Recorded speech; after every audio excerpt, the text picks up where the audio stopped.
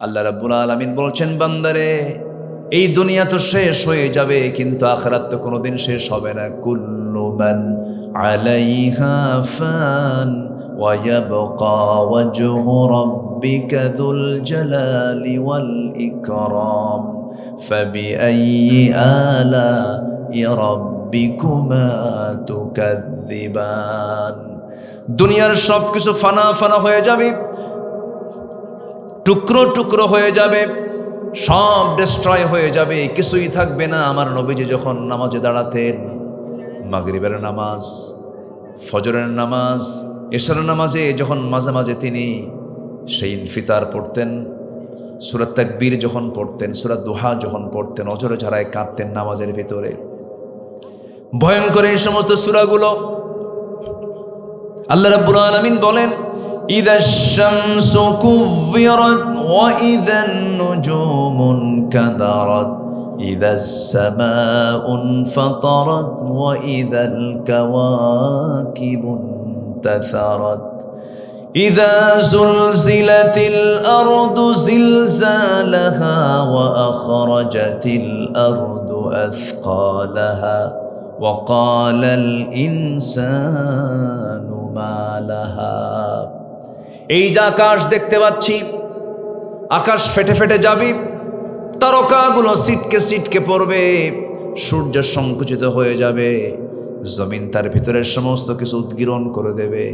এই যে 7টা সমুদ্রের নাম শুনেছি, 7 সমুদ্রের নিচে আল্লাহ রাব্বুল আলামিন আগুন রেখে দিয়েছেন চুলা করে, যেন সমুদ্রের পানিগুলো যেন বরফ না হয়, জাহাজ যেন চলতে পারে। প্রত্যেকটা সমুদ্রের নিচে আল্লাহ রাব্বুল আলামিন আগুন রেখে দিয়েছেন। কিয়ামত যখন শুরু হয়ে যাবে, আগুনগুলো নিচ থেকে বের হয়ে সমুদ্রকে 2 ভাগ করে ফেলবে, সব ওলট পালট হয়ে যাবে, সব কিছু উদ্গীরণ যখন করে দেবে, মানুষ বলবে ওয়াকালাল ইনসানু মা লাহা। আহারে, এত কিছু করলাম, সব তো মাটির সঙ্গে মিশে গেল। সেই দিন কেউ কাউকে চিনবে না। হাসরের ময়দানে মানুষ উলঙ্গ হয়ে উঠবে, গায়ে কোনো পোশাক থাকবে না, খাতনাবিহীন হয়ে উঠবে সেই কিয়ামতের দিন। আম্মা জান আয়েশা বলেন, ইয়া রাসূলুল্লাহ, সেদিন কি একটু লজ্জা হবে না? একজন আরেকজনকে দেখবে না। রাসূল বলছেন, আয়েশা রে, সেই দিন একজন আরেকজনের দিকে তাকাবে কখন, এই হুঁশটাও থাকবে না। এমন ভয়ঙ্কর দিন সবার সামনে আছি। জাহান্নামের ভয়াবহতা মারাত্মক। জাহান্নাম উত্তপ্ত হয়ে থাকবে, জাহান্নামীদের ভিতরে জাহান্নামীদেরকে সেই জায়গায় ঢুকানো হবে, আবার জান্নাত ওয়েলকাম জানাবে জান্নাতীদেরকে। আমার বন্ধুগণ, সেই জান্নাত পেতে চাই না জাহান্নাম পেতে চাই? জান্নাত পেতে চাই না জাহান্নাম পেতে চাই? জান্নাত যদি পেতে চাই, জান্নাতের লাইন আমাকে আপনাকে থাকতে হবে। লাইন 2টা। লাইন কয়টা? 2টা লাইন। এই 2টা লাইনের যে কোনো একটা লাইন আমাকে আপনাকে বেছে নিতে হবে। ভয়ঙ্কর সেই জাহান্নাম, জাহান্নামের বর্ণনা আমরা কোরআনে কারীমের মধ্যে যা পাই, শুধু পাইছি কিন্তু দেখি তো নাই। এত ভয়ঙ্কর জাহান্নাম। বিচার শেষ যখন হয়ে যাবে, জাহান্নামীদের ঘাড়ে আর চুলের মুঠি ধরে লাঞ্ছনার সাথে জাহান্নামের দিকে নিক্ষেপ করা হবে। সেদিন থেকে তাদের নতুন উপহার হবে আগুনের পোশাক, লৌহ নির্মিত হাতুড়ি আর টকবগে ফুটন্ত পানি। আল্লাহ রাব্বুল আলামিন এই ব্যাপারে বহু জায়গায় বক্তব্য দিয়েছেন। এই আযাব তারা সহ্য করতে পারবে না। জান্নাতবাসীদের কাছে একটু পানি ঢেলে দোয়া দেওয়ার আকুল আবেদন তারা জানাবে। তারা বলবে, ওয়ানাদা আসহাবুন নারি আসহাবাল জান্নাহ আন আফিদু আলাইনা মিনাল মা আও মিম্মা রাযাকাকুমুল্লাহ ক্বালু ইন্নাল্লাহা হাররামাহুমা আলাল কাফিরিন। জোরে বলুন আল্লাহু আকবার। সূরাতুল আরাফ আয়াত নাম্বার 50। দোজখের অধিবাসীরা জান্নাতের অধিবাসীদেরকে ডেকে বলবে, আমাদের উপর কিছু পানি অথবা তোমাদের আল্লাহ যে রিজিক দিয়েছেন তা থেকে একটু ঢেলে দাও। তারা বলবে, নিঃসন্দেহে আল্লাহ তা কাফিরদের জন্য হারাম করে দিয়েছেন, কাফিররা তা পাবে না। শেষ পর্যন্ত ব্যর্থ হয়ে বলবে ওই সমস্ত বান্দাগুলো, তারা বলবে, আল্লাহকে ডাক দিয়ে বলবে, আল্লাহ শাস্তি একটু কমায় দাও। ইউখাফফাফু আন্না ইয়াওমান মিনাল আযাব। কি ভয়ঙ্কর সেই দিন! এবং তাদেরকে বর্ষনা করে বলা হবে ক্বালু আওয়ালাম তাকু তা'তিকুম রুসুলুকুম বিল বায়িনাত ক্বালু বালা قالوا فادعوا وما دعاء الكافرين إلا في ضلال তোমাদের কাছে কি তোমাদের রাসূলগণ সুস্পষ্ট নিদর্শন বলে নিয়ে আসেন নাই? জাহান্নামীগণ বলবে সব এসেছিল কিন্তু আমরা তা করি নাই, আমরা তা আমল করি নাই। সব সেদিন সব ব্যর্থ হয়ে যাবে। শেষ পর্যন্ত তারা চিৎকার করে বলবে রব্বানা আখরিজনা না'মাল সালিহান গায়রাল্লাযী কুন্না না'মাল أولم نعمركم ما يتذكر فيه من تذكر وجاءكم النذير فذوقوا فما للظالمين من نصير মানুষ সব অস্থির হয়ে বলবে আল্লাহ দুনিয়াতে পাঠায় তো আমরা ভালো আমল করব, কিন্তু কোনো সুযোগ হবে না আল্লাহ। শেষ পর্যন্ত তাদেরকে জাহান্নামের মধ্যে যখন নিক্ষেপ করে ফেলবেন তারা বলবে ইয়াকুলু ইয়া লাইতানি কুনতু তুরাবা। সেদিন তারা আফসোস করে বলবে আরে মাটি যদি হয়ে যেতাম, শেষ হয়ে যেতাম, কিন্তু কোনো সুযোগ নাই। জাহান্নামের মধ্যে ফেলবে, চামড়াটা জাহান্নামের আগুনে পড়ে যাবে। আল্লাহ বলছেন তোর শাস্তি যেন একটু যেন না কমে। বাদদাল্লাহুম জুলুদা, এই চামড়া চেঞ্জ করে আবার নতুন চামড়া দেব, জাহান্নামের স্বাদ আস্বাদন করবি। আবার ওইদিকে এমন জান্নাত আল্লাহ রাব্বুল আলামিন রেখে দিয়েছেন, সেই জান্নাতের মধ্যে 4টা নহর থাকবে, মধুর নহর, দুধের নহর, শরাবের নহর, পানির নহর। সুবহানাল্লাহ বলবেন না? দুনিয়ার খাবার খেলে মানুষ বুড়ো হয়ে যায়, কিন্তু জান্নাতের খাবার যখন বান্দা একবার মুখে নেবে বুড়ো হওয়াটা তার জন্য হারাম হয়ে যাবে। সে কখনো বুড়ো হবে না, চির যৌবন নিয়ে থাকবে। যৌবনের শক্তি ডাবল ডাবল হয়ে যাবে। মন চাবে আল্লাহ ওই যে উড়ন্ত পাখিটা উড়ে যায় ফ্রাই করে খাবো, সামনে ট্রেতে তার সামনে জান্নাতের সমস্ত খেলমানরা তার সামনে, ওই উড়ন্ত পাখিটার ফ্রাই তার ভাজা গোশতটা তার সামনে হাজির হয়ে যাবে। যেরকম সুবহানাল্লাহ। এমন হুর দেওয়া হবে লাম ইয়াতমিসহুন্না ইনসুন ক্বাবলাহুম ওয়ালা জান ওয়া হুরুন আইন কামসালিল লুলুইল মাকনুন। জোরে বলি আল্লাহু আকবার। আল্লাহ জান্নাতীদেরকে জান্নাতের মধ্যে ঢুকায় দিয়া ওই সমস্ত হুরদের সঙ্গে বিয়ে বসায় দিবেন। কি করে দিবেন বলেন? বিয়ে বসায় দিবেন। তাহলে জান্নাতেও বিয়ে আছে না নাই বলেন? আজকে দুনিয়ার জিন্দেগিতে বিয়া না করে কাম কুকাম যারা করতেছো ওই সমস্ত হুররা তোমরা পাবা না। ওই হুর পাওয়ার জন্য হারাম পন্থা বর্জন করতে হবে, হারামকে বাদ দিতে হবে। আমার বন্ধুগণ, আল্লাহ রাব্বুল আলামিন জান্নাতের ভিতর অনেক অফার দিয়েছেন, খাদ্যের অফার দিয়েছেন, হুরের অফার দিয়েছেন। এই সমস্ত বিষয়গুলো নিয়ে গোটা কোরআনের 3 ভাগের 1 ভাগ শুধু জান্নাত জাহান্নামের আলোচনা করেছেন, আখিরাতের আলোচনা করেছেন। যুবকরা যদি এই কোরআনটা নিয়ে যদি একটু গবেষণা করে যদি স্টাডি করত, দুনিয়ার কোনো মোহ তাকে আকৃষ্ট করতে পারত না। আল্লাহু আকবার বলেন। আপনি যা চাবেন জান্নাতে তাই পাবেন। মন যা চাবে ওয়ালাকুম ফিহা মা তাশতাহি আনফুসুকুম ওয়ালাকুম ফিহা মা তাদউন নুজুলাম মিন গফুরির রহিম। মন যা চাবে তাই পাবে। সুবহানাল্লাহ বলবেন না? বহুদিন আগে এক মাহফিল ছিল আমার কুড়িগ্রাম। এদেশে তো কিছু গ্রাম আছে, চট্টগ্রাম, 14 গ্রাম, আরেকটা কি কুড়িগ্রাম। তো কুড়িগ্রামে মাহফিল। তো এরকম জান্নাতের নিয়ামত নিয়ে আলোচনা করতেছি। হঠাৎ করে এক বুড়ো চাচা বলে, হুজুর বহু জান্নাতের খাবারের কথা বললেন, বহু নিয়ামতের কথা বললেন, কিন্তু একটা নিয়ামত মনে বাদ পড়ছে। হুজুর কি বিড়ি থাকবে না জান্নাতে? দেখেন, একদম সাধারণ মানুষ, উনি খুব পেরেশান, চেহারার দিকে তাকানো যাচ্ছে না, বিড়ি খাইয়া চেহারা আরো কালো বানায় ফেলছে। আসে না, আসে না, এরকম আসে না, আসে না, খুব নেশা। রাত 3টার দিকে ঘুম থেকে উঠে ও তখনও বিড়ি খায়। আবার কিছু কিছু লোক আছে এত পান খায়, পান খান সমস্যা নাই, পান তো আমি খেতে মানা করছি না, পান তো রস। দাদির মুখ লাল না হলে কেমন হয়? দাদা খাবেন, দাদি খাবেন, সময় কাটে, ভালো খান, 2টা 3টা 4টা 3 বেলায় খাইলেন, সমস্যা নাই। 60-70টা পান খান, এটা কেমন কথা? এ তো ছাগলও খায় না। আছে কিনা বলে? আপনার তো ক্যান্সার হয়ে যাবে আপনার, এত কি খাওয়া যায়? পান খান খান, আবার পানের সাথে আবার হাকিমপুরি রহমতুল্লাহ আলাইহি, এখানে তো ক্লেম আছে, অভিযোগ আছে। রাগ করতেছেন মনে হয় আপনারা। এই সমস্ত কথাগুলো কি বলার দরকার আছে ভাই? আসতে বলবেন না, আছে না নাই? কত সুন্দর চেহারা, পান খায়া দাঁতগুলো তরমুজের বিচে বানায় ফেলে। আমার রাসূল যখন মারা যান, আম্মা জান আয়েশা বলেন তার দাঁতগুলো মুক্তার দানার মতো ঝিলিক মারতেছিল। যেরকম সুবহানাল্লাহ। এবং নবীজি তার জীবনের শেষ আমল করেছেন, মালাকুল মউত তার জান কবজ করবেন, সর্বশেষ তিনি যে আমলটা করেছেন সেটা হলো মেসওয়াক করা, মুখটাকে পরিষ্কার রাখা, দাঁতটাকে পরিষ্কার রাখা, যেন আমার আল্লাহর নামের জিকির করতে যেন কোনো দুর্গন্ধ না বের হয়।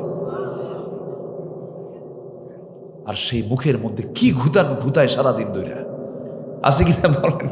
আছে, কি দরকার রে ভাই? প্রয়োজন নেই। আমরা মুখটাকে পরিচ্ছন্ন রাখবো। আল্লাহ তো মুখের মধ্যে ভিজা জিনিস দিয়ে দিছে। লালা আছে না? মুখের লালা নাই? মুখের লালা কে দিয়েছেন? লালার কোনো স্বাদ আছে? স্বাদ নাই। স্বাদ কেন দেন নাই? যে খাবার খাবেন সেটাই স্বাদ লাগবে তখন।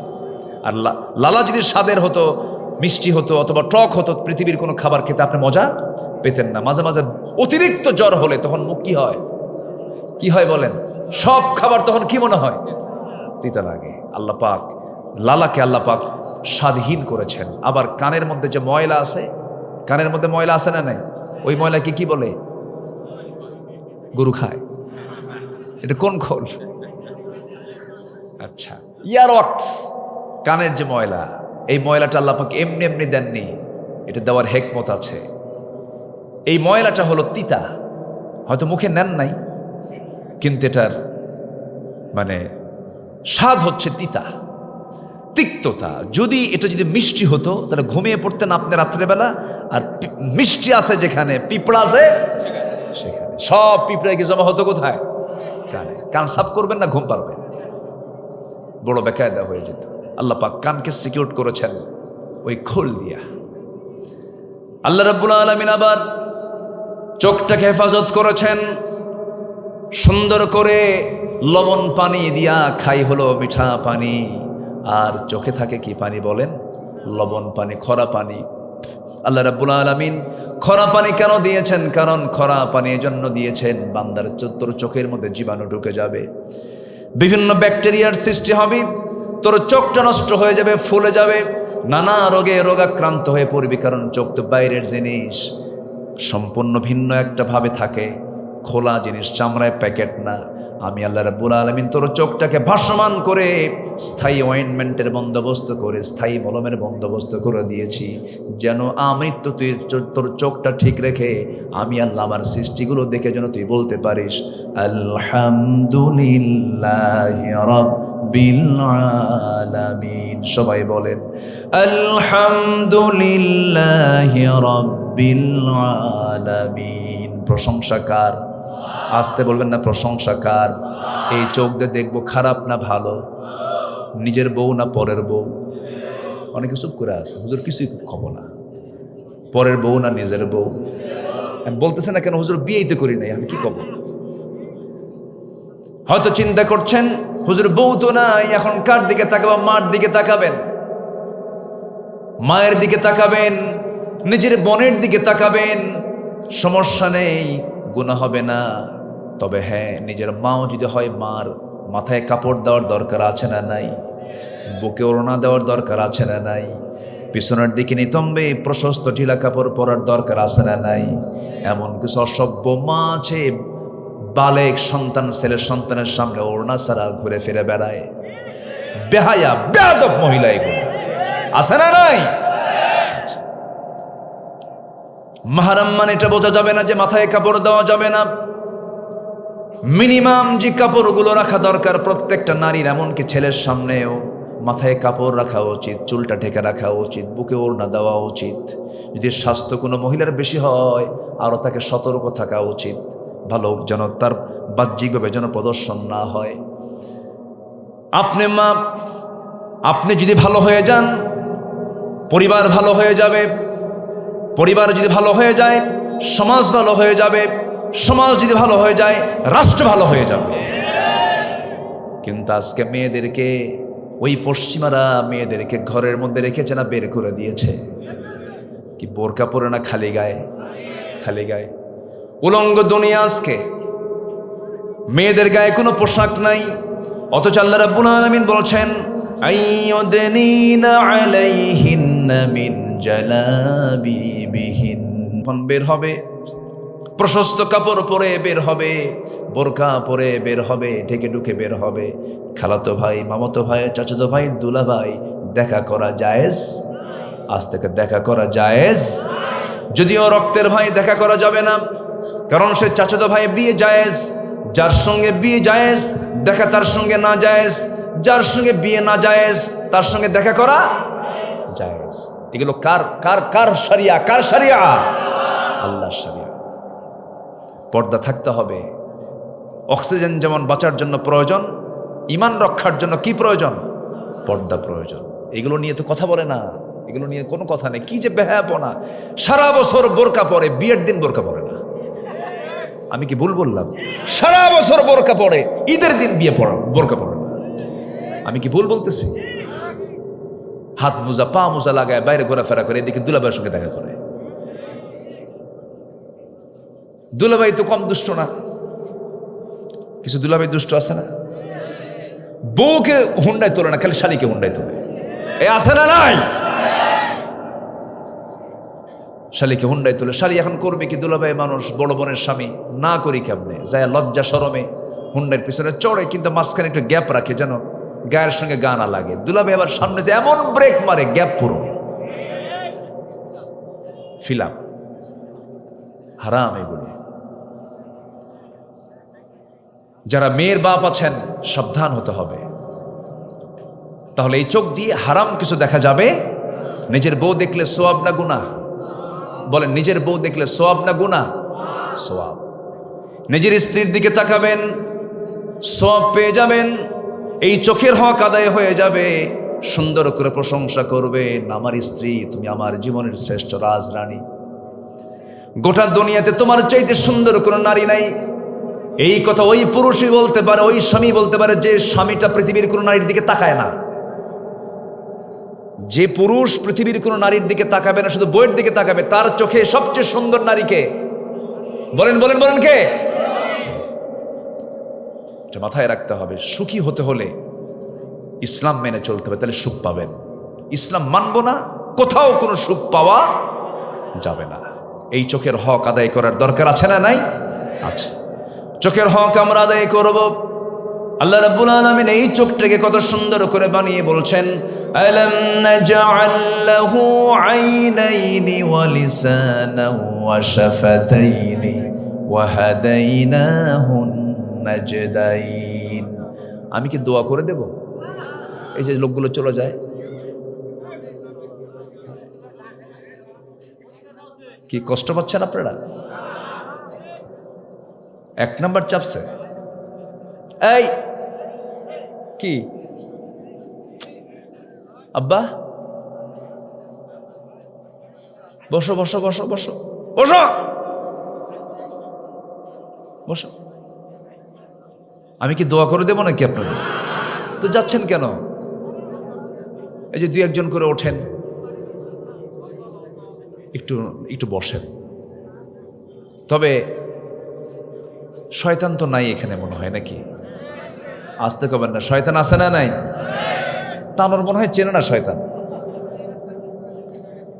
শয়তানের কিন্তু প্ল্যান হচ্ছে এখান থেকে তুলে দেওয়া। এজন্য মাথায় রাখতে হবে যে কোনো ক্রমেই আমার দ্বারা যেন মাহফিলের শৃঙ্খলার যেন কোনো ভঙ্গ না হয়। মাহফিলের শৃঙ্খলা আছে না নাই? উঠে গেলেই কি শৃঙ্খল থাকলো?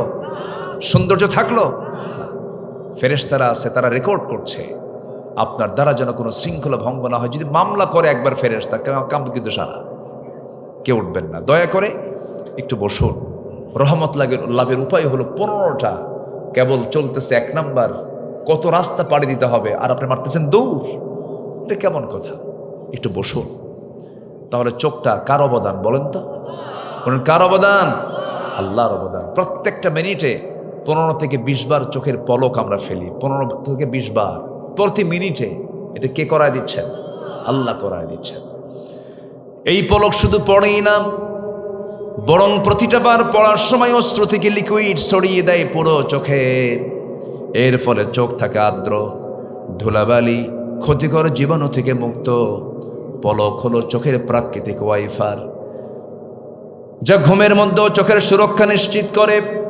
প্রতিদিন আমাদের চোখে গড়ে 1 মিলিলিটার অশ্রু তৈরি হয়, যা স্বচ্ছ অথচ অত্যন্ত কার্যকর এক তরল। এই অশ্রুর মধ্যে থাকে লাইসোজাইম নামের এক প্রাকৃতিক উপাদান, যা অ্যান্টিবায়োটিক, যা চোখকে ব্যাকটেরিয়ার আক্রমণ থেকে রক্ষা করে। মানুষ কান্দে, চোখ থেকে কি বের হয়? পানি বের হয়। আল্লাহর ভয়ে সৃষ্টি হয়, চোখ থেকে পানি বের হয়। সেই অশ্রু গড়িয়ে গড়ে গালের উপর দিয়ে চলে আসে। এই অশ্রু আবার চোখের বাইরের অংশে পুষ্টি অক্সিজেন সরবরাহ করে। কারণ কি? কর্নিয়াতে রক্তনালী থাকে না, তাই চোখের জল চোখকে রক্ষা করে শুকিয়ে যাওয়া ক্ষয়ে ব্যাকটেরিয়ার সংক্রমণ থেকে। সুবহানাল্লাহ বলা যাবে না?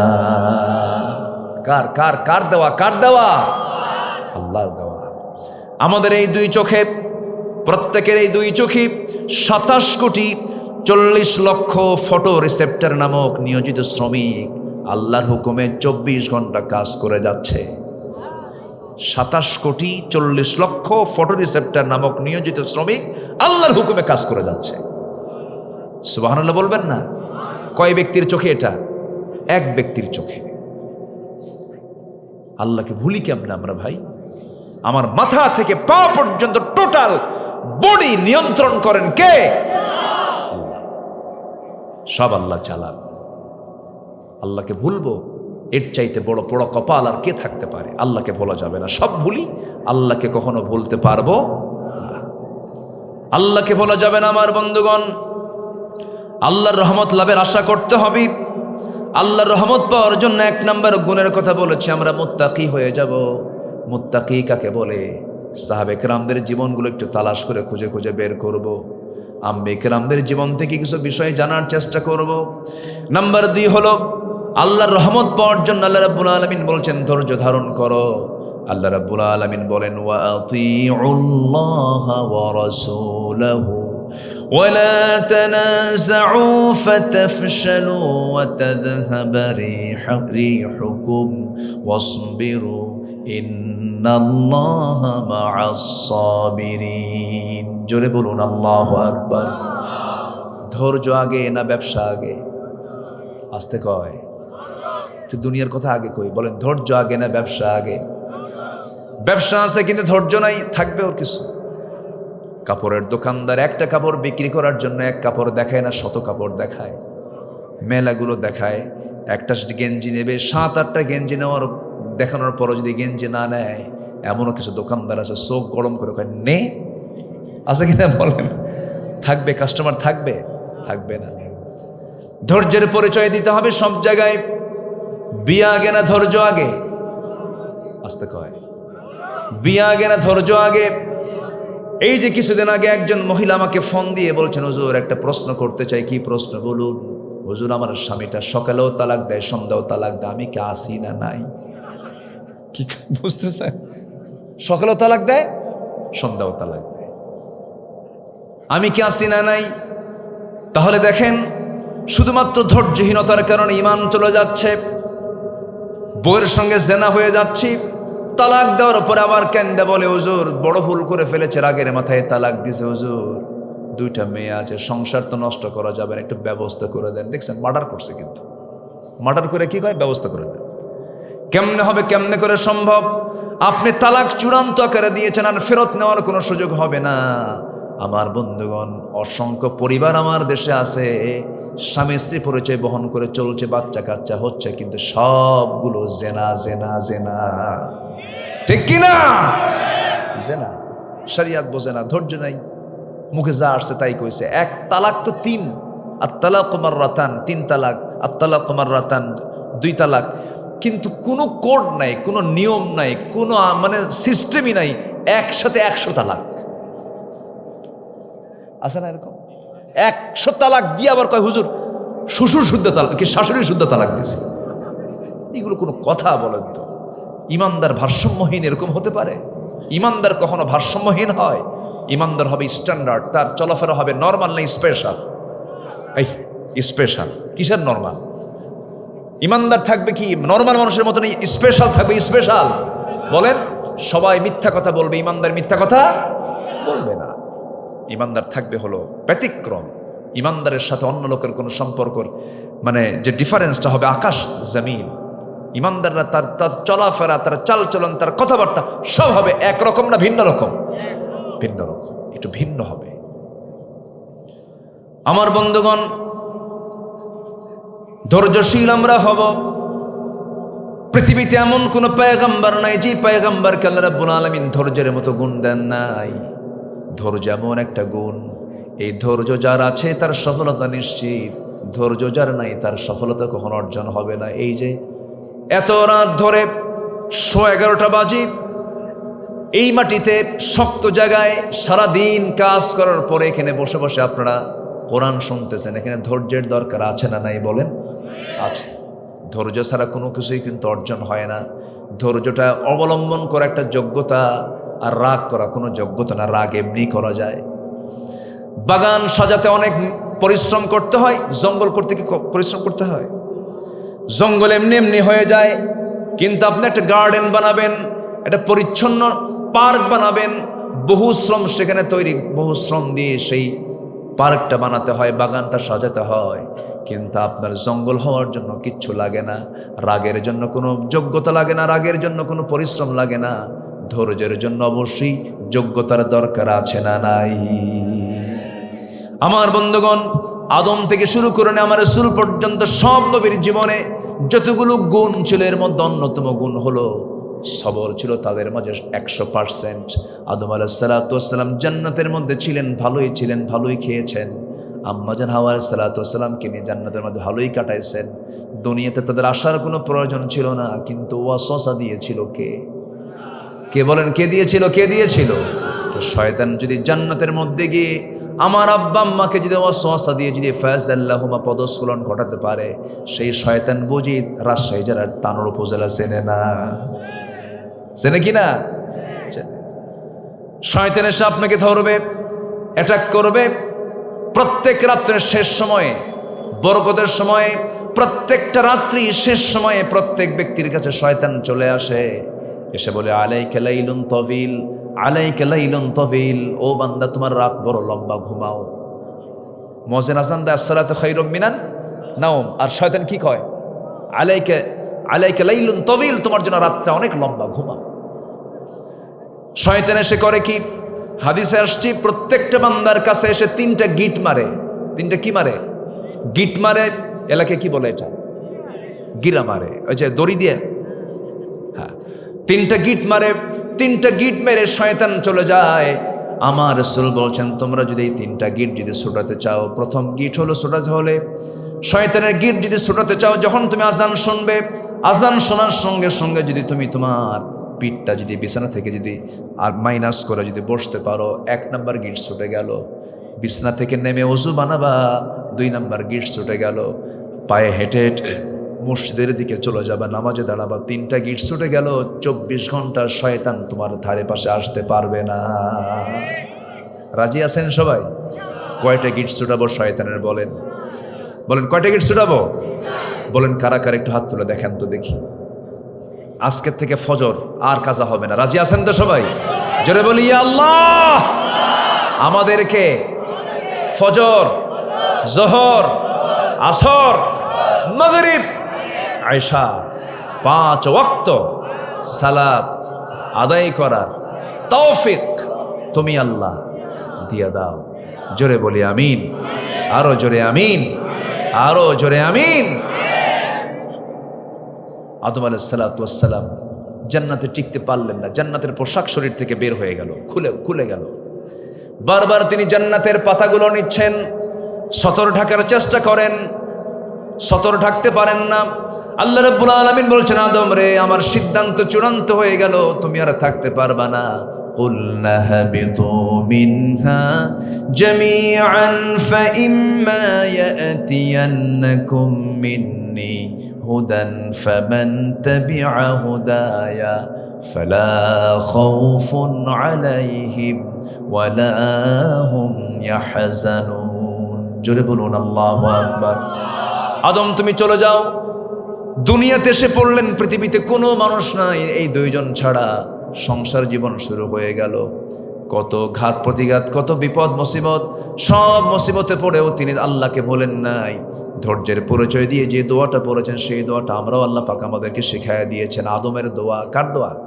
আমার আব্বার দোয়া। সবাই জোরে জোরে বলেন, রব্বানা যালামনা আনফুসানা ওয়া ইল্লাম তাগফির লানা ওয়া তারহামনা লানাকুনান্না মিনাল খাসিরিন। জাবালের রহমতে সাক্ষাৎ হয়ে গেছে। আল্লাহ পাক আমাকে এই তো কয়েকদিন আগে মক্কা ঘুরলাম, মদিনা ঘুরলাম, আল্লাহ পাক যার তৌফিক দান করেছেন। জাবালের রহমত, সব পয়গম্বরের পদচিহ্ন সেখানে আছে, তাদের পা পড়েছে, সব নবীকে আল্লাহ পাক সেই জায়গায় হাজির করে দিয়েছেন। আমার বন্ধুগণ, আমার ভাইরা, সমস্ত নবীকে আল্লাহ রাব্বুল আলামিন পরীক্ষার মধ্যে ফেলেছেন, তারা ফেল করেছেন না পাশ করেছেন। আল্লাহ রাব্বুল আলামিন অনেক নবীর দোয়া কোরআনে কোট করে দিয়েছেন। আমাদের জাতির পিতাকে, আরো জোরে, আমাদের জাতির পিতাকে।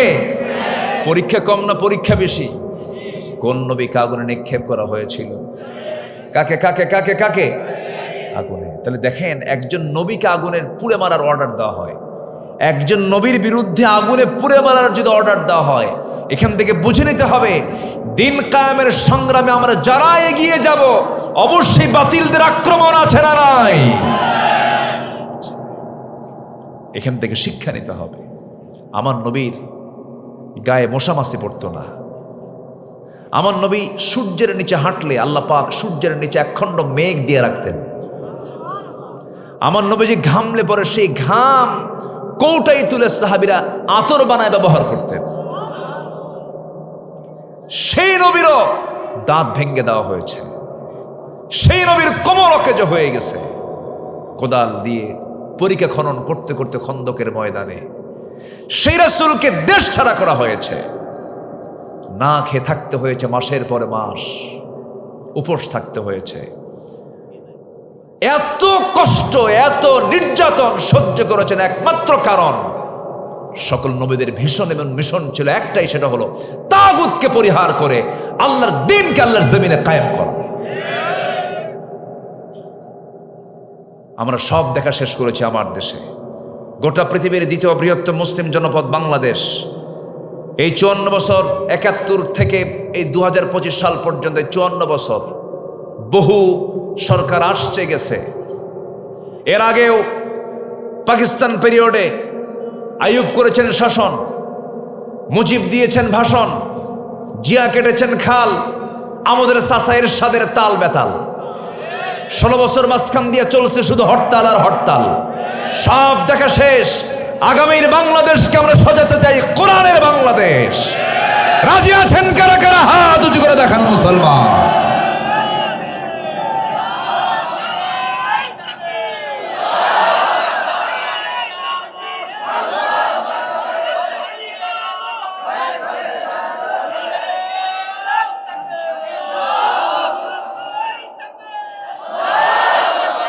আল্লাহ কবুল করুন, জোরে বলি আমিন, আরো জোরে আমিন। যে মুসলমান আল্লাহর আইন প্রতিষ্ঠিত হোক চায় না, ওর নতুন করে ঈমান আনতে হবে। আমি একদম ক্লিয়ার কথা বলে দিলাম, যে মুসলমান আল্লাহর আইনকে জমিনের কায়েম হোক এটা চায় না, বলে প্রয়োজন নাই, ওর নতুন করে ঈমান আনতে হবে। ওর নামাজ কবুল হবে না, ওর হজ কবুল হবে না, ওর দান সাদকা কিচ্ছু কবুল হবে না। সম্মানিত ভাইয়েরা, ইব্রাহিম আলাইহিস সালামকে আগুনে নিক্ষেপ করা হয়েছে। তার আগে বলা হয়েছিল তুমি স্যারেন্ডার করো। তিনি বলেছেন আসলামতু লিরাব্বিল আলামিন, আমি আল্লাহর কাছে স্যারেন্ডার করলাম, কারো সামনে না, আল্লাহর সামনে স্যারেন্ডার করলাম। ইব্রাহিম আলাইহিস সালাম কি বড় পরীক্ষার সম্মুখীন হতে হলো। অপরাধ তারা চিহ্নিত করলো কি? সবাই বলল, ইব্রাহিম চলো আমরা মেলায় যাই। না, যাব না। কি হয়েছে তোমার? ইন্নী সাকিম, অসুস্থ, আমি যাব না। অসুস্থ হলো মূর্তি ভাঙ্গা অসুস্থতা। কি ভাঙ্গা কম? মূর্তি ভাঙ্গা। আমাদের আব্বা কি মূর্তি বানাইছে না ভাঙছে?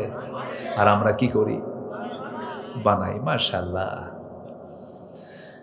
ইব্রাহিম আলাইহিস সালাম মূর্তিগুলো দেখলেন, রাগ উঠে গেছে তীব্র।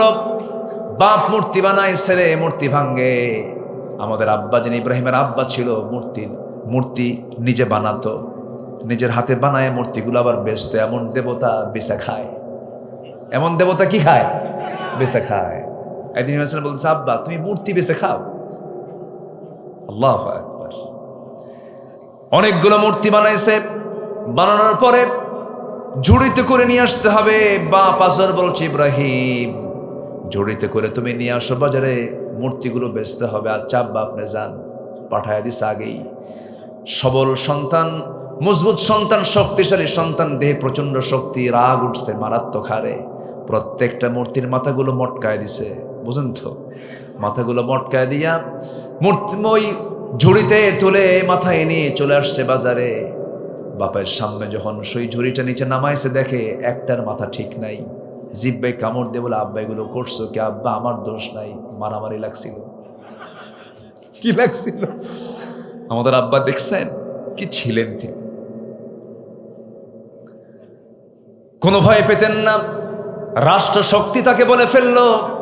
মূর্তিগুলো ভাঙলো কে? সব মূর্তি ভেঙ্গে বড় মূর্তির গলায় কুড়ালটা লটকায় বললেন, এই বড়টা ভাঙলাম। তোর যখন বান্দারে এসে বলবে ভাঙছে, কে বলবি ইব্রাহিম ভাঙছে। হ্যাঁ, চলে আসলেন। সব চলে গেছে শহরের বাইরে। ভিতর কয়েকদিন পর বাড়িতে এসে দেখে একটার মূর্তির মাথা নাই, হাত ভাঙ্গা, মাথা ভাঙ্গা, সব ভাঙ্গা, টুকরো টুকরো হয়ে গেছে। কে ভাঙলো? ইনকোয়ারি কমিটি করা হলো, তদন্ত কমিটি করা হলো। যখন প্রশ্ন করা হলো, আদম ও ইব্রাহিম ভাঙছে কে? আমারে প্রশ্ন করো কেন? মূর্তিকে জিজ্ঞেস করো। দাওয়াতি কাজ আছে না নাই? বলেন, কি দাওয়াতি কাজ আছে না নাই? এর মধ্যে দাওয়াত আছে না নাই? কি দাওয়াত দিয়েছেন? ওরে জিজ্ঞাসা করো, উত্তর ওর মধ্যে আছে। বুঝতে আর দেরি হলো না। এই কাজ ইব্রাহিম ছাড়া কেউ করে নাই। সেই নমরুদের পার্লামেন্ট আইন পাশ হয়ে গেল। গোটা দেশবাসীকে ডাক দিয়ে দেশবাসীর চোখের সামনে চরকিতে তুলে নিয়ে তাকে আগুনে নিক্ষেপ করা হবে। দাউ দাউ করে আগুন জ্বলতেছিল, তাকে নিক্ষেপ করা হচ্ছে। ওই সময় বলা হলো, ইব্রাহিম তুমি কি চাও বলো? আমি আল্লাহকে পেতে চাই। সন্তান বাপ পর্যন্ত তার বিরুদ্ধে দাঁড়িয়ে গেল। কিন্তু এত বড় কঠিন মুসিবতে পড়ার পরেও একটা বারের জন্য তিনি আল্লাহকে বলেন নাই। আল্লাহ রাব্বুল আলামিন এই নবীকে কত দাম দিয়েছেন। ওয়া ইয ইয়ারফাউ ইব্রাহিমাল কওয়াইদা মিনাল বাইতি ওয়া ইসমাঈল। আল্লাহু আকবার। ওই কাবা শরীফের কাজ করেছেন কোন নবী?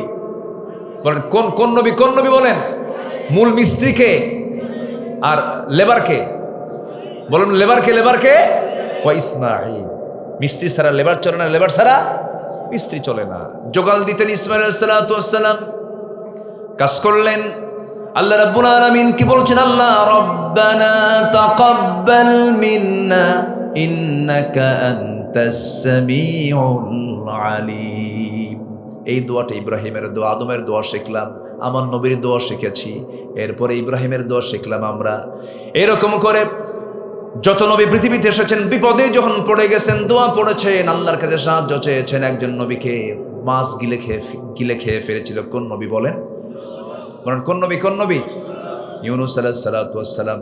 মাছ যখন খেয়ে ফেললো, সেই সময় তিনি বললেন, লা ইলাহা ইল্লা আনতা সুবহানাকা ইন্নী কুনতু মিনাজ জালিমিন। জোরে বলুন আল্লাহু আকবার। বিপদ থেকে বাঁচায় দিয়েছেন কে? মূসা আলাইহিস সালাতু ওয়াস সালাম দেশে থাকতে পারলেন না, তাকে হত্যার হুলিয়া জারি করে দিল। তার বিরুদ্ধে ফেরাউন কেন করলো? প্রচন্ড রাগী মানুষ ছিলেন তিনি। তার চোখের সামনে ফেরাউন গোত্রের একটা লোক এসে বারবার বাঁকাতেরা কথা বলে। তিনি বলছেন, বাঁকাতেরা কথা বলো কেন? না, এটা আমার ঠিক কথা। তর্ক বিতর্কের এক পর্যায়ে মূসা আলাইহিস সালামের একটা অভ্যাস ছিল। কি মারা বলেন? থাপ্পড় মারা। 2 বছর থেকে প্র্যাকটিস। প্রথম থাপ্পড় স্টার্ট হয়েছে ফেরাউনের গাল দিয়া। ওই থাপ্পড় মেরে দিলেন ওর গাল যেতে যখন থাপ্পড় মেরে দিয়েছেন, সঙ্গে সঙ্গে শাসন করার জন্য মারলেন তিনি, কিন্তু মরে গেছে। থাপ্পড় মারা সারা, মরে যাওয়া সারা।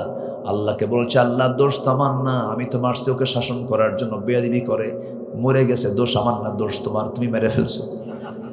আল্লাহ তো মারে, আল্লাহ মারে না? বাঁচান কে? মারেন কে? আল্লাহ মারেন। যুক্তি তো ঠিক আছে। মুসা কালিমুল্লাহ, আল্লাহু আকবার। আল্লাহ বলছেন, মুসা এই যে মার্ডারটা হয়ে গেল, আর থাকতে পারবে না, দেশ ছাড়ো। দেশ ছেড়ে চলে গেলেন। খুব রাগী মানুষ তো কিছুই করতে পারবে না। ধৈর্যহীন হলে পরে কোনো অর্জন হবে না, ধৈর্যহীনের জন্য কোনো অর্জন নাই। মুসা আলাইহিস সালাম চলে গেলেন সেই মাদিয়ান, যে মাদিয়ানে তাকে কেউ চেনার কথা নয়, অনেক দূর চলে গেছেন, একাকী লুকায় লুকায় চলে গেছেন, হিজরত করে চলে গেছেন। হিজরত করে যাওয়ার পরে প্রচন্ড ক্ষুধা লাগছে, তৃষ্ণার্ত তিনি। সামনে পেলেন একটা কূপের মধ্যে থেকে পানি তুললেন, মিঠা পানি, মিষ্টি পানি তিনি পান করলেন। কলেজায় পানি চলে আসলো, তৃপ্তি চলে আসলো, ক্ষুধা নিবারণ হলো, তৃষ্ণা নিবারণ হলো। পাশে দাঁড়ায় চিন্তা করতেছেন, হঠাৎ করে দেখতে পেলেন দূর থেকে দুইটা মহিলা হাতে বালতি নিয়ে আসে, কূপ থেকে পানি নেবে বলে। ভাবলেন মহিলা মানুষ, কষ্ট হবে, দাঁড়ায় আছে খামাখা, অযথা তাদের সময় দেরি করার কি দরকার। দাঁড়ায় আছে, ওই কূপ থেকে পানি নেয় না। বলতেছে, এই মহিলারা তোমরা এখানে দাঁড়ায় থেকে কি করো? সন্ধ্যার পরে তো কষ্ট হয়ে যাবে, দাও বালতি দাও, আমরা কূপ থেকে পানি তুলে দেই। বলতেছে যে আমাদের আব্বা যান বুড়া মানুষ, আবিনা শাইখুন কাবীর, আমাদের আব্বা বুড়া মানুষ, নড়াচড়া করতে পারে না, এই জন্য আমরা বাধ্য হয়ে আসছি, পুরুষ না, এই জন্য আমরা আসছি। ঠিক আছে, বালতি দাও। কূপের কাছে চলে গেলেন, উপরে একটা ঢাকনা, সেই ঢাকনা টান দিতে 7 থেকে 8 জন যুবকের প্রয়োজন হয়। মুসা আলাইহিস সালাম বাম হাতে ধরলেন আর ফিকা মারলেন, সিটকে 14 হাত দূরে গিয়ে পড়লো। ওই দুইটা মহিলা থরথর করে কাঁপে, এটা মানুষ না অন্য কিছু। আল্লাহু আকবার বলবেন না? নবীদের গায়ের জোর কম না বেশি? গায়ের শক্তি কম না বেশি? প্রত্যেক নবীকে আল্লাহ পাক শক্তিশালী করেছেন, প্রত্যেক নবীকে আল্লাহ পাক সুন্দর করেছেন। মুসা আলাইহিস সালামের এই শক্তি দেখে দুইজন মহিলা আতঙ্কিত হয়ে গেল, হারে কত বড় শক্তি, শক্তিশালী পুরুষ। বালতি ভরা পানি দিয়ে বললে, তাড়াতাড়ি চলে যাও, সন্ধ্যার পরে মেয়েদের থাকতে নেই, চলে যাও বাড়িতে। বাড়িতে পাঠায় দেওয়া হলো। বুড়া বাপ দেখে বলছে, মা প্রত্যেক দিন পানি আনতে সন্ধ্যা পার হয়ে যায়, আজকে এত তাড়াতাড়ি সূর্য ডোবার আগে পর চলে আসলেন, কারণটা কি? আব্বা কাভিয়ুন আজিজ, শক্তিশালী একজন যুবককে পেলাম, এত শক্তিশালী, ঢাকনায় হাত দিল, সিটকে পড়ে গেল। খুব শক্তিশালী একজন যুবক। বুড়ো বাপ বলতেছে, আমার মা শোনো, তুমি আমার বড় মেয়ে, আগামীকালকে যাবে, ওই পুরুষকে সামনে পেয়ে আমার পক্ষ থেকে সালাম জানায় বলবে সেজন্য আমার বাড়িতে আসে, আমি তাকে দাওয়াত দিলাম। আচ্ছা ঠিক আছে আব্বা, আমি যাবো। পরের দিন বড় মেয়েকে পাঠায় দিয়েছেন, যে বলতেছে, আব্বা বুড়া মানুষ, আপনাকে সালাম জানিয়েছেন, আপনি আমাদের বাড়িতে আসবেন। মুসা সাহেব মনে মনে খুব খুশি, কেউ চেনে না এখানে, খুব ভালোই তো হলো, পরিচয় হলে তো ভালোই হয়। ভাবলেন একটু যাই। এখন বলতেছে, আমি কেমন করে যাব? আমি তো বাড়ি চিনি না, আপনি আমাকে বাড়ি চিনায় দিবেন কেমনে? আমি তো বাড়ি চিনি না। মহিলা বলতেছে, আপনার কোনো টেনশন করার দরকার নাই, আমি সামনে সামনে চলবো, আপনি আমার পিছে পিছে চলবেন, আমি যেদিকে যাবো আপনি সেদিকে যাবেন। মুসা আলাইহিস সালামের চোখ বড় বানায় বলতেছে, এই মহিলা তুমি আমাকে কি পুরুষ ভাবো? আমি কি পিছে থাকার পুরুষ নাকি? আমি পিছে থাকবো, তুমি মহিলার সামনে থাকবে, আমার চোখের গুনাহ হয়ে যাবে, আমার চোখের গুনাহ আমি করতে চাই না। পুরুষের সঙ্গে বেশি কথাও বলতে হয় না, অতএব আমি সামনে যাব, তুমি পিছনে থাকবে। রাস্তায় চলতে চলতে যখন তুমি দেখবে আমি ভুল পথে যাচ্ছি, তখন বলবা ডান, তখন বলবো বাম। তোমার মুখ থেকে শুধু 2টা শব্দ বের হবে, বাম ডান, বাম ডান, অতিরিক্ত কোনো কথা বলা জায়েজ নাই। এবার মহিলা মনে মনে কয়, গতকালকে দেখলাম শক্তিশালী, আজকে দিকে চরিত্র ভালো, বদ নজর নাই, ভালো। কি কথা বোঝেন? দেখা শেষ হয়ে গেল। বাড়িতে পৌঁছে গেছেন, বৃদ্ধ লোকটার সামনে দাঁড়ানো, সালাম বিনিময় করলেন। সালাম হওয়ার সঙ্গে সঙ্গে সালামের জবাব দিয়ে ফেলছেন বুড়ো মানুষ জবাব দিয়ে বলছে, হে যুবক, তোমার নাম তো মুসা। উনি এখন আশ্চর্য হয়ে ভাবলেন, গত কয়েকদিন আগে এত কষ্ট করে দূর দূরান্ত পাড়ি দিয়ে এত দূর পর্যন্ত আসলাম, কিন্তু ভাবতেছিলাম আমাকে চিনবে না, কিন্তু এই লোকটা আমার চিনল, আমার নাম মুসা, কয় ফেরাউনের লোক নাকি? কি কথা কি বুঝতেছেন আপনারা? চিন্তায় পড়ে গেছেন। সঙ্গে সঙ্গে এবার বৃদ্ধ লোক চিন্তা করতেছে, ও মুসা তুমি কি চিন্তা করো? উনি হতভম্ব হয়ে গেছেন, অবাক হয়ে গেছেন। এবার বলছেন, হে মুসা চিন্তা করুন, আরো কিছু জানি কি? থাপ্পড় মারছো, মরে গেছে, এরপর এখানে পালায় আসছো। কথা বোঝেন নাই? ব্যাখ্যা সহ বলে দিয়ে, জড়সড় হয়ে গেলেন। এবার বলছেন, ও মূসা, তুমি তোমার শত্রুর কাছে পৌঁছো নাই, তুমি এমন ব্যক্তির সামনে দাঁড়িয়েছ যদিও চামড়াগুলো কুঁচকে গেছে, চোখে কম দেখে, কিন্তু এই বুড়া কিন্তু দুনিয়ার সাধারণ বুড়াদের কাতারের বুড়া নয়। এই বুড়ার পরিচয় হলো ইলা মাদিয়ানা আখাহুম শুআইবা, আল্লাহ তাআলা মাদিয়ানবাসীর জন্য যাকে নবী করে পাঠিয়েছেন আমি হলাম আল্লাহর পয়গম্বর শুআইব আলাইহিস সালাতু ওয়াস সালাম। সেই সময় মূসা নবী হন নাই। রাগ কম না বেশি? এই বলেন, রাগ কম না বেশি? বেশি। নবী সেই সময় হন নাই। এবার শুআইব আলাইহিস সালাতু ওয়াস সালাম বলছেন, মূসা শোনো, গতকালকে আমার মেয়েকে দেখেছো, আজকেও মেয়েকে দেখেছো, দুইটা কন্যা। বললেন, আমি বড় ভাগ্যবান, আপনি আমাকে প্রস্তাব দিয়েছেন, আপনি যদি এখনই সম্মতি দেন আমি এখনই বিয়ে করব। এবার আল্লাহর নবী বলছেন, শুআইব বলছেন, শোনো মূসা, তোমার রেকর্ড ভালো না, কেন থাপ্পড় মারলে মানুষ মরে। থাপ্পড় মারলে কি মানুষ মরে? আমি মেয়েকে বিয়ে দিয়ে তো বিপদে পড়ে যাব, কিন্তু এই মুহূর্তে বিয়ে দেবো না। বিয়ে দেবো, শর্ত আছে কি, আমার বাড়িরগুলো ছাগলগুলো যে আছে, ছাগলগুলো তোমাকে 8 বছরে চড়াতে হবে, অনার্স কোর্স। 10 বছর করলে পরে মাস্টার্স কোর্স হয়ে যাবে। কোরআন শরীফে এগুলো আছে না নাই? আছে না নাই বলেন তো? আছে। 10 বছরে তোমাকেই মেষগুলো চড়াতে হবে। সঙ্গে সঙ্গে মূসা আলাইহিস সালাম রাজি হয়ে গেলেন। বলেন তো, পৃথিবীতে যত জন্তু জানোয়ার আছে সবচেয়ে বাঁকা তেড়া জাত একটা আছে, তার নাম কি বলেন? একবার যদি ব্রেক মারে, দুইটা পা যদি একবার বসায় দেয়, দড়ি ছেড়ে কিন্তু পাবলিক নড়ে না। কি ঠিক কিনা কম? এই ছাগল নড়ে না। আমার বন্ধুগণ, সেই ছাগল চড়ানোর দায়িত্ব এই মূসার মতো একজন পয়গম্বর যিনি খুব রাগী ছিলেন, তাকে দায়িত্ব দেওয়া হলো। 10 বছর ছাগল চড়ালেন। 10 বছর ছাগল চড়ান শেষ হয়ে গেল। ইবনে কাসিরে আসছে, সর্বশেষ দিন যেদিন তিনি ছাগল পালগুলো বাড়ির দিকে নিয়ে আসবেন, একটা ছাগল পাল থেকে মারছে, একদিকে দৌড়, ছিটকে পড়া সেই ছাগলটা ধরার জন্য। ছাগলও সহজে ধরা দিচ্ছে না, আল্লাহর পয়গম্বরও ছাড়ছেন না। রাগ কমার কথা না, বাড়ার কথা। বাড়তেছে, ছাগল দৌড়াই, মূসার রাগ বাড়ে। বাড়তে বাড়তে এক পর্যায়ে তিনি ঘেমে গেলেন, ছাগলটাও ঘেমে গেল। ছাগলকে চট করে ধরে ফেললেন, 2 হাতে 2 পা শক্ত করে ধরে শূন্যের উপরে চড়াই দিয়ে মারবে না ছাড়। কিন্তু লক্ষ্য করে দেখেন, ছাগলটার চোখ মুখে ভয়, চোখ মুখে ভীতু ভাব, শরীরটা হাঁপাচ্ছে, কাঁপতেছে, লোমকূপ দিয়ে ঘামগুলো ঝরে ঝরে পড়তেছে।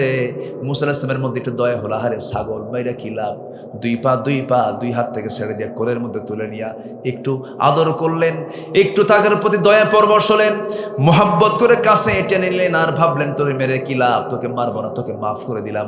আল্লাহ বলছেন, মূসা তোমার রাগ কমে গেছে, ধৈর্যশীল হয়েছে, নবুয়ত দিয়ে দিলাম। জোরে কান সুবহানাল্লাহ। রহমত পাবো আমরা 2টা উপায়ে। 1 নাম্বার পাইলাম, যদি আমরা মুত্তাকি হতে পারি আল্লাহর রহমত পেয়ে যাব। নাম্বার 2 হলো, ধৈর্যশীল হলে কার রহমত পাবো? কার রহমত পাবো? কার রহমত পাবো? আরো আছে কয়টা বলেন? নুরু আজকে শেষ না শুরু? কি শুরু? কিছু ভাই চলে গেছেন, অনেক রাত হয়েছে, দোয়া করে দিই নাকি? হ্যাঁ, চালাবো আলোচনা, জোরে বলি ইনশাআল্লাহ। খুব সুন্দর মানুষ আপনারা। ফজর পর্যন্ত ফজর পর্যন্ত থাকবে, সবাই থাকেন, আমি চলে যাই, খুব ভালো, আলহামদুলিল্লাহ। অনেক সুন্দর মানুষ আপনারা। নাম্বার 3 হলো, আল্লাহর রহমত পাওয়ার জন্য দরকার হচ্ছে ইবাদতে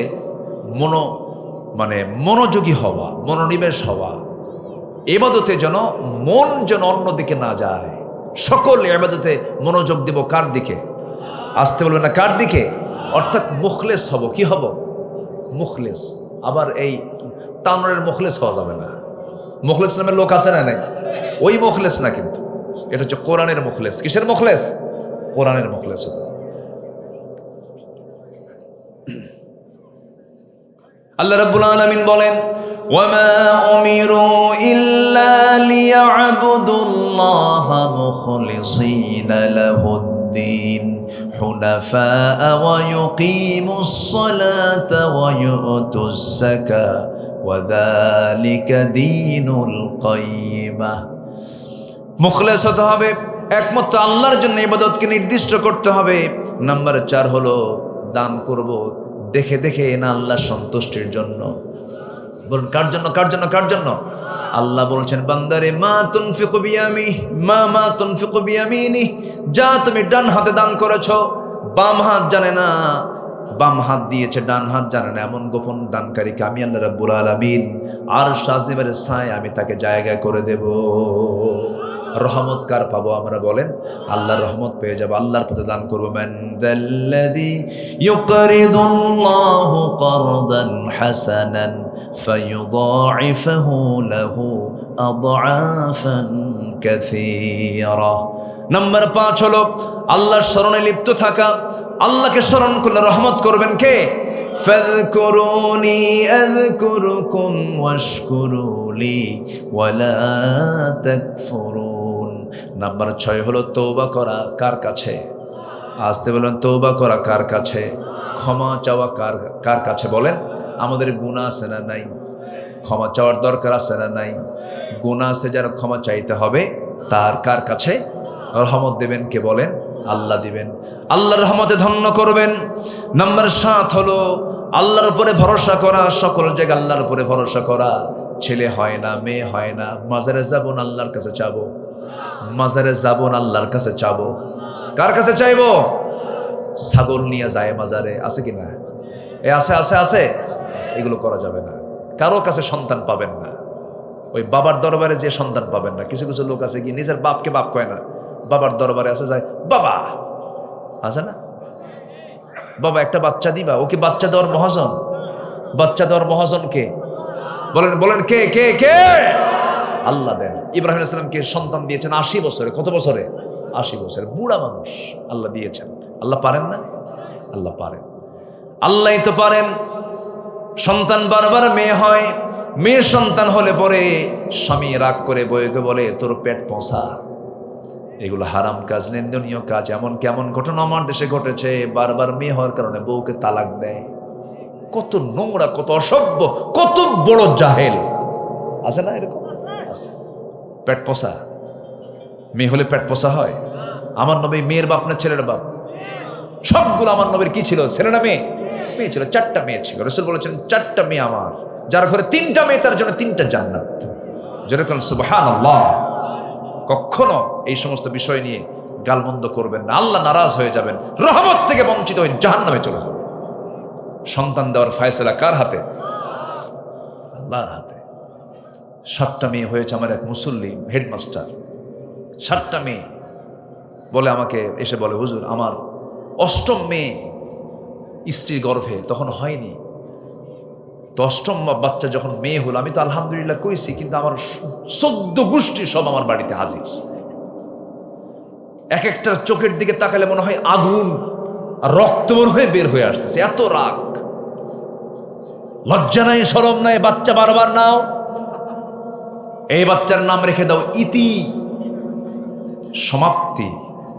আর না চাই না নাকি?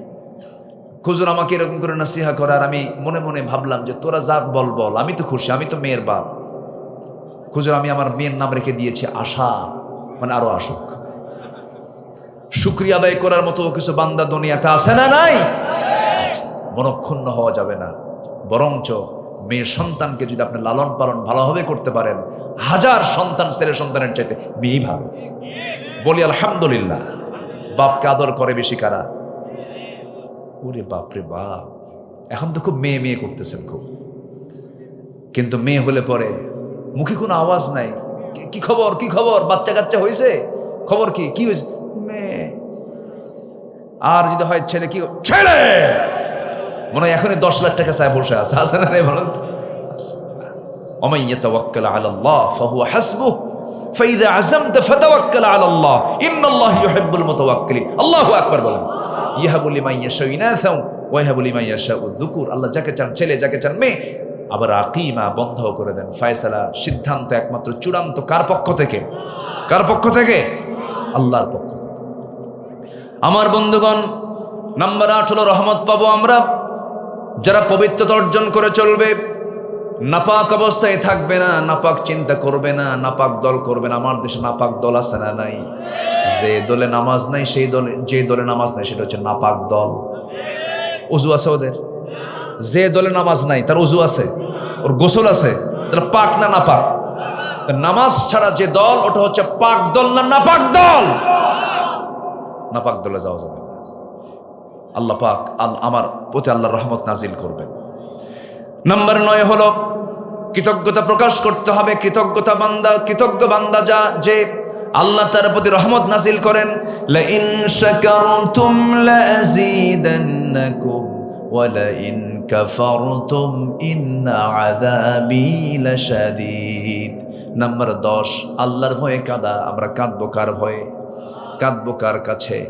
একমাত্র কান্নার জায়গা বান্দার জন্য কয়টা কান্নার জায়গা বলেন তো? একটা। কার কাছে? বউয়ের কাছে আপনি কাঁদবেন, স্বামী, বউ বলবে কেমন পুরুষ কান্দ। কি ঠিক আছে না বলেন তো? এটা কি পুরুষ নাকি? আবার বউ কাঁদবে আপনার কাছে, স্বামী বলবে মহিলা কান্দেই। মহিলা কোনো কান্নার মূল্য পৃথিবীর কোনো মানুষ দেবে না। কিন্তু কোনো বান্দা যদি নীরবে নিবৃতে সেজদায় পড়ে যদি এক ফোঁটা চোখের পানি ফেলে, এই চোখের পানির এতটা দাম 7 সমুদ্র দিয়ে জাহান্নাম নিববে না, কিন্তু বান্দার এক ফোঁটা চোখের পানি দিয়ে আল্লাহর 7টা জাহান্নাম নিভে যাবে। জোরে বলে সুবহানাল্লাহ। আল্লাহর ভয়ে কাঁদবো। ইযা তুতলা আলাইহিম আয়াতুর রহমানি খাররু সুজদান ওয়া বুকিয়া। জোরে বলুন আল্লাহু আকবার। নাম্বার 11 হলো ধৈর্য সালাতের মধ্য দিয়ে আল্লাহর কাছে সাহায্য চাইলে পর আল্লাহ রাব্বুল আলামিন রহমত নাজিল করবেন। ওয়াস্তাঈনু বিস-সাবরি ওয়াস-সালাহ ইন্নাল্লাহা মা'আস সাবিরিন। নাম্বার 12 হলো সালাতের প্রতি যত্নশীল হওয়া, সালাতের প্রতি অত্যন্ত বিনয়ী হওয়া। হাফিযু আলাস-সালাওয়াতি ওয়াস-সালাতিল বুসতা ওয়া কুমু লিল্লাহি কানিতিন। নাম্বার 13 হলো আল্লাহর সামনে দাঁড়ানোর ভয়ে নিজ প্রবৃত্তিকে কামনা বাসনা থেকে নিবৃত্ত রাখা। ওয়া আম্মা মান খাফা মাকামা রাব্বিহি ওয়া নাহান নাফসা আনিল হাওয়া ফাইন্নাল জান্নাতা হিয়াল মাওয়া। নাম্বার 14 হলো সৎকর্মশীল হওয়া। ওয়ালা তুফসিদু ফিল আরদি বা'দা ইসলাহিহা ওয়াদউহু খাওফান ওয়া তামআন ইন্না রাহমাতাল্লাহি করিবুম মিনাল মুহসিনিন। আল্লাহু আকবার। ভালো কাজ করবা, আল্লাহর রহমত খুব নিকটবর্তী। আল্লাহু আকবার বলে। নাম্বার 15 হলো আল্লাহ এবং রাসূলের পরিপূর্ণ আনুগত্য যদি করতে পারো রহমত পেয়ে যাবে। ওয়া আতিউল্লাহা ওয়ার রাসূল লাআল্লাকুম তুরহামুন। আল্লাহর আনুগত্য করবে, নবীর আনুগত্য করবে, আমি আল্লাহ তোমার প্রতি রহমত নাজিল করব। জোরে কোন সুবহানাল্লাহ। নবীর মুহাব্বত দরকার আছে না নাই? আসতে বলবেন না আছে না নাই? নবীকে স্বপ্ন দেখা দুর্ভাগ্য না সৌভাগ্য? রাসূলকে স্বপ্ন দেখা বান্দার জন্য অসম্ভব না সম্ভব? চেষ্টা করলে সম্ভব করে দিবেন কে? আসতে বলবেন না কে? নবীকে স্বপ্ন দেখার কিছু আমল আমি আপনাকে শেখায় দিচ্ছি, এই আমলগুলো নিয়মিত করবেন, রাসূলকে স্বপ্ন আপনি দেখতে পাবেন। আমার বন্ধুগণ, গত কয়েকদিন আগে, মাসখানেক হয় না, 20-25 দিন আগে আল্লাহ পাক আমাকে মদিনায় যাওয়ার তৌফিক দিয়েছিলেন। গোটা পরিবার নিয়ে যাওয়ার সুযোগ হয়েছিল। ছোট্ট মেয়ে আমার, 2 বছরের বাচ্চা। সেই দিন প্রশ্ন করছি, মনে থাকার তো কথা না, বললাম আব্বু কোন ঘরে গেছিলাম? আল্লাহর ঘরে গেছিলাম। আবার নিয়ে চলো, যাবা? বিকেলে যাবা? দেশে আসার পরে বলে বিকেলে যাবা। মানে ও ভাবছে যে যেতে তো বেশি সময় লাগে না, 1 ঘুমে চলে গেছে মক্কা। বিমানে চড়ছে তো 1 ঘুমে চলে গেছে। বলতেছে আব্বু তাহলে বিকেলে চলো যাই। আমার বন্ধুগণ, গিয়েছিলাম বহুবার নবীর কবর জিয়ারা করার সুযোগ আল্লাহ পাক আমাকে দান করেছেন। মদিনার ইমামদের সঙ্গে কথা বলার সুযোগ দিয়েছেন। অনেক গল্প করেছে, অনেক কথাবার্তা শুনেছি। কোথায় কোন কূপ ছিল, কোথায় কোন জায়গায় বসতেন রাসূল, কোন জায়গায় বসে খুতবা দিতেন রাসূল, কোন জায়গায় তিনি আহলে সুফফাদের সঙ্গে বৈঠক করতেন। সুন্দর করে আরবদের সঙ্গে কথা বলে বলে জায়গাগুলো আমাকে একটা একটা করে দেখায়া দিয়েছেন। এইবার একটু ভিন্ন রকম অভিজ্ঞতা ছিল। আহারে, আমার জীবনের চাইতে যিনি প্রিয় রাসূল। অনেক ধনী মানুষ আছে, আমেরিকা যায়, স্ট্যাচু অফ লিবার্টি দেখে আসে, অস্ট্রেলিয়া সিডনি দেখে আসে, সিঙ্গাপুর মালয়েশিয়া যায়, কিন্তু সোনার মদিনা যেতে পারে না। পোড়া কপাল, ঠিক কিনা? কি কপাল, কি কপাল? পোড়া কপাল। মদিনায় যেতে পারে না আমার বন্ধুগণ। অথচ যে নবী মদিনায় শুয়ে আছেন, মদিনায় শুয়ে থেকে রাসূলের সম্মান মর্যাদা কার পরে? আল্লাহর পরেই তার দাম। আমার জীবনের চাইতে তার দাম, অবশ্যই তার সম্মান কম না বেশি? আমাকে ভালোবাসতে হবে আমার জীবনের চাইতে কম না বেশি? এবার রাত 3টার দিকে কোন এক রাত্রে গেলাম, রাত 3টা, ফজরের আজান হয় নাই। পৃথিবীতে এমন একটা জায়গা আছে যে জায়গার ব্যাপারে রাসূল বলেছেন, মা বাইনা বাইতি ওয়া মিনবারি রাওদাতুম মিন রিয়াদিল জান্নাহ। এই যে আমার ঘর আর ওই যে আমার মিম্বার, যেখান থেকে খুতবা দেই, এর মাঝখানের যে অংশটুকু, এই মাঝখানের অংশটুকু আল্লাহ পাক জান্নাতের টুকরা বানায় দিয়েছেন। যেরকম সুবহানাল্লাহ। কিসের টুকরা বলেন? জান্নাতের টুকরা। আমার প্ল্যান হলো আমি সেই জায়গায় যাব। অনলাইনে বুকিং করে যেতে হয়, কিন্তু বেশিক্ষণ থাকার সুযোগ থাকে না। আল্লাহর ফয়সালা, সেই জায়গায় গেলাম। গিয়ে দেখি অনেক প্রবাসী বাংলাদেশি, কিশোরগঞ্জ বাড়ি, ময়মনসিংহ বাড়ি, সিরাজগঞ্জ বাড়ি, যশোর বাড়ি, বিভিন্ন জায়গার কিছু আমার দেশের মানুষ ড্রেস পরে আছে। তারা পরিষ্কার পরিচ্ছন্নতার চাকরি করে। আমাকে দেখা মাত্র এক ঝাঁক মেরে সে সালাম দিয়ে বলে, হুজুর আপনি আসছেন, দেখি কি করা যায়। বেশিক্ষণ থাকা যেন 10 মিনিট পরে তুলে দেয়, আবার আরেক কিছু লোক ঢুকায় নেয়। আমি যখন ঢুকলাম ভিতরে, আমাকে বসায় রেখে এই বাংলাদেশি প্রবাসীগুলো, ওখানকার যে প্রশাসনিক কর্মকর্তা, তার কাছে গিয়ে বলছে, এমন গল্প দিছে, প্রশাসনিক কর্মকর্তা একদম মানে নরম হয়ে গেছে। আমার ব্যাপারে এমন কিছু কইছে, কিচ্ছু না আমি, কিন্তু ওখানে বানায় দিছে জগৎ খ্যাত কিছু। বুঝলেন? বলছে যে আমরা এমন এক শায়েখ আমার দেশ থেকে আসছে, লক্ষ লক্ষ মানুষ তার ওয়াজ শোনে, খুবই আমাদের দেশে খুবই তার নামেই অনেক বড় মাপের আলেম, কিন্তু আমি তো জানি আমি কি, আমি তো নগণ্য গোলাম, আমি কিচ্ছু না, লা ইলমা লানা ইল্লা মা আল্লামতানা। তো এই এমনভাবে বলছে প্রশাসনিক কর্মকর্তা আমার কাছে, সেটা সালাম দিয়ে মুস্কা হাসি মেরে বলে, প্রথম কাতারে বসে। প্রথম কাতারে বসায় দিল এমন জায়গায়, একদম আমার নবীর যে ঘর, অর্থাৎ যেটা কবর, ওটাই তো ঘর, ওটাই কবর। নবীজির যে বাইত, যে ঘরটা, যে সীমান্তবর্তী যে দেওয়ালটা, এই দেওয়ালের সাথেই ঘেঁষ লাগায় আমাকে বসায় দিল প্রথম কাতারে। আমি আমার নবীর ঘর দেখছি, অর্থাৎ কবর দেখছি আর মিম্বার দেখছি, ঠিক মাঝখানে বসলাম তৃপ্তি ভরে। সেখানে মন যা চাইলো তাই বললাম। প্রথম বলেছে, আল্লাহ ফিলিস্তিনকে বাঁচাও। আল্লাহ ফিলিস্তিনকে নাজাত দিয়েছেন, আলহামদুলিল্লাহ। আলহামদুলিল্লাহ বলেন। 1 মাসও হয়নি, আল্লাহর মেহেরবানি। আমার প্রথম দোয়াটা ছিল, আল্লাহ তুমি ফিলিস্তিনকে হেফাজত করো, নবীর দেশের মানুষকে তুমি আল্লাহ হেফাজত করো। নবীর দেশ তো বাইতুল আকসা মুসলমানদের প্রথম কিবলা। দোয়া করলাম আর নবীর ঘরের দিকে বারবার তাকাচ্ছি। আসসালাতু ওয়াসসালামু আলাইকা ইয়া রাসূলুল্লাহ। একটু ফাঁকা দেখলাম, ভিতরে ফাঁকা দেখি, চোখটা দিয়ে তাকানোর চেষ্টা করলাম, ভিতরে তেমন কিছু নাই। নবীজির ছোট্ট ঘর। সিরাত ইবনে হিশামের মধ্যে আসছে, আমার নবীজি যখন আম্মা জান আয়েশার ঘরে যেতেন, ঢুকলে পরে মাথার ছাদের সঙ্গে রাসূলের মাথা ঠেকে যেত, ছাদের সঙ্গে নবীর মাথা ঠেকে যেত। শুয়ে পড়তেন, দেওয়ালে মাথা ঠেকে যেত, পাঁচ সাথে আরেকটা দেওয়াল ঠেকে যেত। এত ছোট্ট ঘরে আমার নবীজি থেকেছেন। সেই ঘরটাই হয়ে গেছে মাকবারা, কবর। আমার নবীজি সেই জায়গায় উরুতে মাথা রেখে আম্মাজানকে বলেছেন, আয়েশা আমি মনে হয় বাঁচবো না, আমি মনে হয় দুনিয়া থেকে বিদায় নিয়ে নেব, যে কোনো মুহূর্তেই দুনিয়া থেকে বিদায় নিয়ে নেব। আয়েশা একটা কথা বলি, আমি দুনিয়া থেকে বিদায় নিচ্ছি, আমার উম্মতকে বলে দিবা, আমার উম্মতরা যেন কখনো অন্তত 5 ওয়াক্ত নামাজ না ছেড়ে দেয়। যেখানে বসেছিলাম তার পাশেই রাসূল শুয়ে শুয়ে আজ থেকে 1500 বছর আগে আম্মা জান আয়েশাকে এই মেসেজটা দিলেন, দুনিয়া থেকে বিদায় নিচ্ছিলেন। এরপরে আম্মা জান আয়েশা মাঝে মাঝে বলতেন, হুজুর আমার জন্য আপনি একটু দোয়া করুন। আমার নবীজি একদিন দোয়া করছেন, আল্লাহ আমার আয়েশার আগের পরের সব গুনাহ মাফ করে দাও। আম্মা জান আয়েশার আনন্দ দেখে তার আনন্দ দেখিয়ে রাসূল বলছেন, আয়েশা তুমি এত আনন্দিত কেন? বলছেন, হুজুর আপনি আমার জন্য এমন দোয়া করেছেন, এই দোয়ার চেয়ে শ্রেষ্ঠ দোয়া আমি আমার জীবনে আর কখনো মনে করি না, পাবো না। রাসূল বলছেন, আয়েশা রে তোমার জন্য যেমন করে দোয়া করলাম, আমি আমার উম্মতের জন্য প্রত্যেকটা দিন সকাল সন্ধ্যা এমন দোয়াই করি, আল্লাহ আমার উম্মতের সকল গুনাহগুলো আগের পরের মাফ করে দাও। আমার ভাইরা, সে রাসূল মদিনায় শুয়ে আছেন, মদিনার ওই মাটিতে শুয়ে আছেন, দুনিয়া থেকে দেখেন কবরে শুয়ে শুয়ে কাঁদতেছেন। হাসরের ময়দানে সবাই বলবেন নাফসি নাফসি, আমার নবী বলবেন উম্মতি উম্মতি, আমার বন্ধুগণ সেই নবীর দল আমরা করব, সেই নবীর রেখে যাওয়ার দায়িত্ব আমরা পালন করব। সেই দিন কায়েমের জন্য আমাকে আপনাকে কাজ করতে হবে। কোনো ফরজ হুকুমকে আমরা লঙ্ঘন করব না, কোনো সুন্নাহকে আমরা বাদ দেব না। আমার বন্ধুগণ, রাসূলকে জীবনের চাইতে বেশি ভালোবাসবো। একদিন রাসূল বলছেন, ওমর তুমি আমাকে কেমন ভালোবাসো?